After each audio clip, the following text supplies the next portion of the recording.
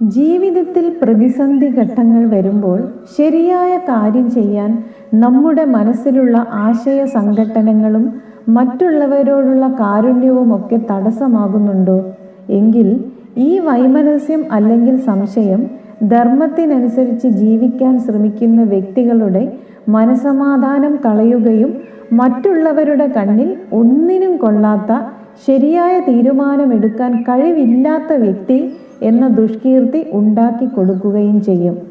ധർമ്മത്തിനെതിരെ പ്രവർത്തിക്കാൻ മറ്റേതൊരു വികാരവും സാഹചര്യവും നമ്മളെ പ്രേരിപ്പിച്ചാലും അതിനെ നിർദാക്ഷിണ്യം തള്ളിക്കളയാനുള്ള ശക്തി നേടുക എന്നതാണ് യഥാർത്ഥത്തിൽ ഓരോ വ്യക്തിയും ചെയ്യേണ്ടത്. പലവിധ സാഹചര്യങ്ങളിൽ ചെയ്യേണ്ട കാര്യം ചെയ്യാതിരിക്കാൻ പല ന്യായീകരണങ്ങളുമായി ജീവിതം നമ്മുടെ മുന്നിൽ ഒരു ചോദ്യചിഹ്നമായി നിൽക്കും. അവിടെ നമുക്ക് മുന്നിൽ നമ്മുടെ പ്രിയപ്പെട്ടവരോടുള്ള സ്നേഹമോ ബഹുമാനിക്കേണ്ട വ്യക്തികളുടെ സാന്നിധ്യമോ നമുക്ക് തള്ളിക്കളയാൻ യാതൊരു വിധത്തിലും സാധിക്കാത്ത വ്യക്തികളോടുള്ള ഉത്തരവാദിത്തങ്ങളോ വിധേയത്വമോ ഒക്കെ നമ്മളെ വലിയ മാനസിക സംഘർഷത്തിലെത്തിക്കും.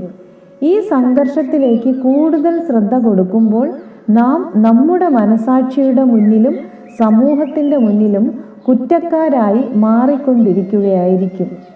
ജീവിതയാത്രയിൽ സംശയലേശമന്യേ നാം മനസ്സിലാക്കേണ്ട കാര്യമാണ്, സാഹചര്യം എന്തായാലും നമ്മുടെ പ്രവർത്തനങ്ങൾ ധർമ്മത്തെ മാത്രം മുൻനിർത്തിയുള്ളതായിരിക്കണം എന്നത്. മറ്റൊന്നും ജീവിതത്തിൽ നമ്മളെ ധർമ്മത്തിനു മുകളിൽ സ്വാധീനിക്കാൻ പാടില്ല.